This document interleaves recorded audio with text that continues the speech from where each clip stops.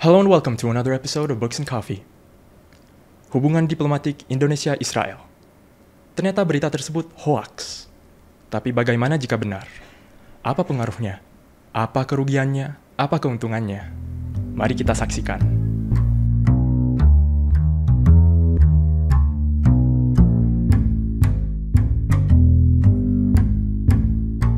Ya, sejak tahun lalu sudah ya ada konflik Israel-Palestina, dan yang baru-baru banget Iran juga ikut campur kan. Di Israel dan Palestina telah terjadi genosida dari negara Israel terhadap rakyat Palestina dengan latar belakang yang cukup kompleks dan juga yang sangat lama, latar belakang seperti pendudukan wilayah, pembersihan etnis, dan juga keagamaan dan lain-lain yang menjadi faktor pendukung terjadinya genosida ini. Ini semakin banyak exposure beritanya tentang serangan Israel terhadap di Palestina, Lebanon, Iran. Serangan ini makin memprihatinkan lah dari hari ke hari. Dan sebenarnya intensitas serangan ini bisa dilihat dari intensitas distraksi yang kita dapat. Jadi itu tuh melalui agenda setting, dan it speaks volume on how much Israel is actually destroying based on how much distractions that we got from the media. Dan sangat disayangkan lambannya pengambilan keputusan dari PBB ini untuk gencatan senjata gitu. Jadi as long as the people in power is not doing anything, ya the longer the war will be. Mungkin dari sekian banyak sosial media ya, berupa Instagram, Twitter, atau semuanya itu, mungkin bisa dibilang itu sebagai perang, akan tetapi hanya di sekitar atau lingkup dari Israel Palestina dan juga negara Timur Tengah. Baru-baru ini juga kan kemarin ada kabar penyerangan Iran ya terhadap Israel. Sebelumnya itu mungkin diawali di bulan Oktober tahun lalu, itu berawal lagi, bisa dibilang itu adalah genosida dari orang-orang Israel terhadap orang-orang Palestina, seperti itu. Kebetulan juga kayak bulan lalu kalau nggak salah ya, kayak nggak sengaja ketemu beritanya juga gitu dari Israeli Post atau apa, itu katanya kayak Indonesia mau normalize hubungan dengan Israel gitu kan. Root cause-nya itu karena Indonesia mau masuk OECD atau Organization for Economic Cooperation and Development kalau nggak salah. Berdasarkan yang saya baca-baca nih, itu tuh kenapa Indonesia mau normalize, karena untuk bisa masuk OECD itu harus dapat persetujuan dari semua negara membernya, which is salah satunya Israel begitu. Sebenarnya kalau mendengarnya atau membacanya dari credible source, aku sih belum pernah gitu. Tapi kalau dari scroll sosmed gitu, dari scroll Twitter atau di TikTok itu pernah sih dengar. Tapi sejauh ini aku belum pernah mendengar atau membaca langsung dari credible source. Pernah. Isu itu pertama kali digagas oleh Gus Dur, Presiden keempat Indonesia. Ya tapi ujungnya tidak jadi ya. Ya benar sih kalau tujuannya hanya ingin meningkatkan, menambah keuntungan lah perdagangan dari sisi ekonomi maupun pariwisata, menurut saya ya is okay sih. Tapi kalau dia memang ingin masuk OECD dan mementingkan Indonesia sendiri tanpa mementingkan Palestina, ya agak kurang aja sih, kurang etis aja. Kalau kita lihat dari sisi ekonominya ya saya rasa tentunya OECD itu bukan satu-satunya jalan begitu untuk menggait investor asing. Kalau memang kita tidak bisa masuk OECD, pasti ada alternatif lain gitu. Kita harus menekankan moralitas di membela kemanusiaan, dan ini jelas genosida oleh Israel di Palestina itu udah jauh lewat unsur-unsur kemanusiaan. Jadi gagasan ini emang bener di luar nalar gitu, karena mau apapun kepentingan dari hubungan diplomasi ini, baik itu untuk kepentingan ekonomi, perdagangan atau lain sebagainya, itu harus dipertanyakan moralitas di balik maksud hubungan diplomasi itu. Menurut aku gagasan terhadap normalisasi diplomasi antara Israel dan Indonesia ya akan sangat tidak etis menurutku, karena di luar konteks keagamaan gitu. Dalam konteks kemanusiaan saja ini sudah Israel sudah merusak nilai-nilai tersebut gitu. Merusak nilai hak asasi manusia, kemudian juga ada pelanggaran perang dan juga lain-lainnya. Diplomasi ini tuh juga tidak akan mencapai apapun gitu. Tidak akan mencapai perdamaian antara Israel dan Palestina, dan juga tidak akan memberikan kemerdekaan terhadap bangsa Palestina gitu.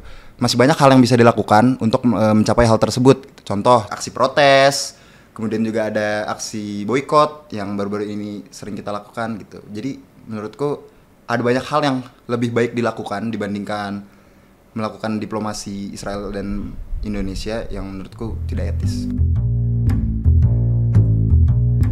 Ya, tentu tersebut kan sudah hoax karena ada pernyataan resmi juga dari Kementerian Luar Negeri. Tapi lagi-lagi ya apabila jika ini kan spekulasi, rumor begitu. Kalau itu sendiri saya sebenarnya kurang tahu. Ya apalagi ini kan kemarin kan kita baru beres pemilu ya. Jadi banyak goreng-gorengan pasti kan. Seperti itu. Benar nggak? Baik, nama saya Irman Lanti. Saya staf pengajar di Departemen Hubungan Internasional FISIP Unpad. Ya. Terima kasih Pak. Jadi langsung kita mulai saja dengan pertanyaannya. Yang pertama, apa yang dimaksud dengan normalisasi hubungan diplomatik dan apa saja faktor yang dapat menyebabkan hal tersebut terjadi? Kalau kita bicara normalisasi, itu kan ada sebuah kondisi di mana sebelumnya ada sebuah kondisi awal ya, lalu kemudian mengalami disrupsi, dan kemudian upaya normalisasi itu adalah mengembalikannya kepada kondisi awal. Indonesia dengan Republik Rakyat Cina misalnya, itu pernah memiliki hubungan diplomatik yang bagus, yang lama gitu ya. Lalu kemudian setelah pemberontakan G30 SPKI, pemerintahan Orde Baru memutuskan hubungan diplomatik tersebut. Sampai kemudian baru membukanya lagi pada tahun 1990. Nah, pembukaan kembali hubungan diplomatik itulah yang disebut normalisasi. Selanjutnya, bagaimana opini Bapak terhadap gagasan membuka hubungan diplomatik dengan Israel?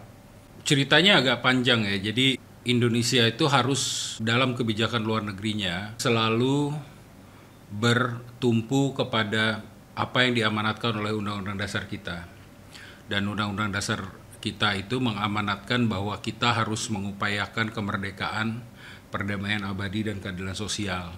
Itu kan dasar dari hubungan internasional atau hubungan luar negeri Indonesia. Pada titik ini sebenarnya yang terjadi adalah kalau kita bicara Israel, kita harus bicara Palestina juga. Jadi yang terjadi adalah penjajahan gitu ya. Atau kalau disebut penjajahan itu agak terlalu secara akademik tidak terlalu tepat sebenarnya, tapi lebih kepada pendudukan gitu ya. Pendudukan atas wilayah-wilayah Palestina oleh Israel. Artinya, secara konstitusi ini adalah sesuatu yang tidak dapat diterima oleh Indonesia. Intinya kemudian adalah kita harus berupaya, kita dalam hal ini adalah pemerintah begitu ya, dan juga rakyat Indonesia harus berupaya agar Palestina dapat merdeka, dapat kemudian menjadi negara yang normal, di mana tidak ada wilayah-wilayah yang diduduki oleh negara lain. Maka setiap upaya yang kita lakukan, terutama di kawasan Timur Tengah, itu harus memiliki dimensi ini. Termasuk misalnya isu apakah memang kita harus membuka hubungan diplomatik dengan Israel. Itu harus didasarkan kepada sebuah upaya untuk memerdekakan Palestina dan menjadikan Palestina sebuah negara yang berdaulat. Kenapa kalau begitu kita harus membuka hubungan diplomatik dengan Israel? Banyak hal yang sebenarnya bisa dicapai oleh negara-negara yang memiliki hubungan diplomatik. Hal-hal yang lebih kuat dan policy optionnya atau opsi kebijakannya bisa lebih banyak dibandingkan dengan kita tidak memiliki hubungan diplomatik dengan negara tersebut. Jadi ada opsi-opsi kebijakan yang bisa dilakukan oleh Indonesia dalam rangka membantu Palestina untuk mencapai kedaulatan atas wilayahnya. Ingat bahwa Indonesia adalah negara yang kebijakan luar negerinya itu mengakui yang namanya two-state solution. Two-state solution itu adalah berarti solusi dua negara di mana nanti akan ada sebuah negara Israel dan negara Palestina yang masing-masing berdaulat dan hidup berdampingan satu sama lain. Sampai hari ini pemerintah Indonesia masih mengakui pendekatan two-state solution sebagai solusi problem antara Israel dengan Palestina. Kalau kita memang kebijakannya adalah demikian, maka sebenarnya kita memiliki potensi untuk bisa melakukan hal lebih banyak di dalam membantu teman-teman di Palestina, rakyat Palestina mempunyai kedaulatannya. Nah, salah satu caranya kalau menurut saya adalah bagaimana kita bisa menekan Israel secara lebih efektif. Dan kalau kita tidak memiliki hubungan diplomatik dengan Israel, maka tidak akan ada upaya yang bisa kita lakukan yang akan berdampak terhadap Israel itu sendiri. Karena kita nggak mempunyai hubungan diplomatik apa-apa. Kita mau memutuskan hubungan diplomatik mana? Orang nggak ada hubungan diplomatiknya. Kita mau panggil pulang duta besar di mana gitu loh? Karena kita nggak punya duta besar di sana gitu sebagainya. Maksudnya dari tekanan diplomatik itu secara konkret bisa dilakukan dengan cara apa saja, Pak?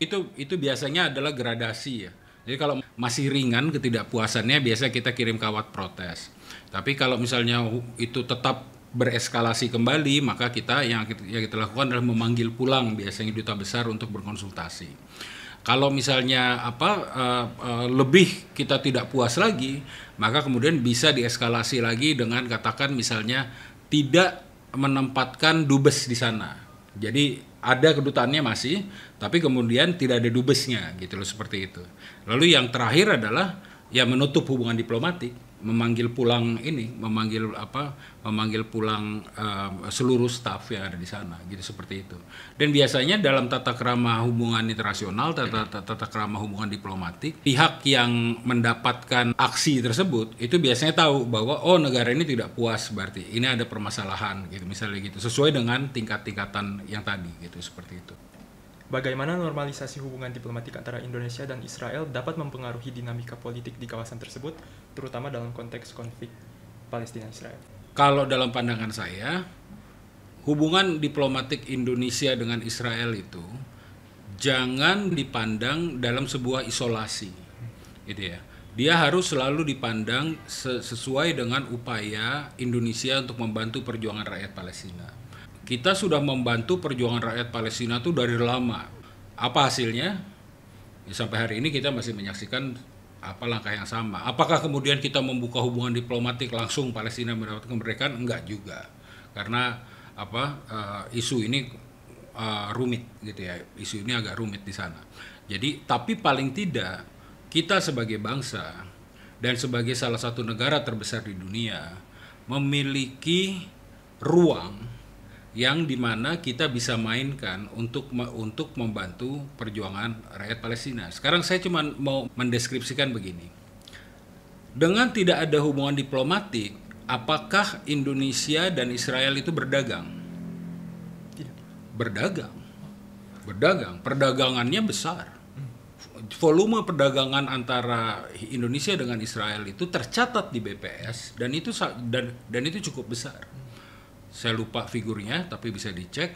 Itu kita berdagang dan kita tidak pernah berhenti berdagang dengan Israel.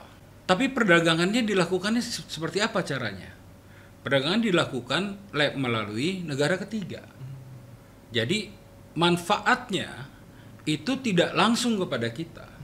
Biasanya perdagangan dengan Israel itu berlangsung melalui entah Yordania atau Mesir kalau di negara ininya, atau mungkin langsung dari Israel tapi melalui Singapura. Di mana Singapura memiliki hubungan diplomatik yang full dengan Israel. Kita tidak akan bisa menandatangani FTA atau Free Trade Area atau SEPA ataupun apapun instrumen-instrumen perdagangan internasional dengan Israel karena kita tidak memiliki hubungan diplomatik. Padahal hubungan dagangnya ada. Kita itu sudah mempunyai hubungan yang sebenarnya sudah ada, hubungan dagangnya ada, hubungan kontak people to people-nya ada dan sebagainya seperti itu. Jadi kita ini bukannya Israel itu dikucilkan oleh kita, tidak. Justru engagement kita dengan Israel itu cukup tinggi. Yang tidak ada tuh hanya hubungan diplomatik itu aja, gitu kan. Dan kalau tidak ada hubungan diplomatik, pertama kita membatasi diri pada opsi-opsi diplomasi yang bisa kita lakukan untuk menekan Israel. Yang kedua, yang akan diuntungkan adalah negara-negara di pihak ketiga, gitu loh, seperti itu. Tanpa kita sendiri mempunyai keuntungan selain ya mungkin menikmati barang-barang produk Israel atau Israel misalnya menerima minyak sawit kita atau apa gitu dan sebagainya, seperti itu. Israel itu sangat eager untuk membuka hubungan-hubungan diplomatik dengan negara-negara Muslim. Dan dalam mungkin 5 tahun terakhir, dia sudah membuka hubungan diplomatik dengan banyak negara Muslim. Yang di kawasan kita yang memang tidak memiliki hubungan dengan Israel adalah kita, Malaysia, dengan Brunei. Jadi opsi kita sangat terbatas. Padahal kita itu adalah salah satu negara penting di dunia yang Israel sendiri itu menganggap kita penting. Israel itu menganggap kita penting loh. Jadi jangan dianggap bahwa wah nih Israel ini aja segala macam. Israel tuh eager sekali. Jadi dia sangat ingin untuk membuka hubungan diplomatik dengan Indonesia. Dan harusnya kalau kita memang bisa berpikir lebih luas, horizon kita lebih luas, kita justru bisa memanfaatkan momentum ini untuk lebih menekan Israel sebenarnya. Hari ini kita mau menekan Israel, caranya apa? Kita, mohon maaf ya, mungkin kita dari pemirsa mungkin banyak yang melakukan boikot atas beberapa barang-barang yang kita duga mempunyai ini dengan Israel. Saya pikir itu adalah sesuatu yang baik dan itu bisa terus dilakukan.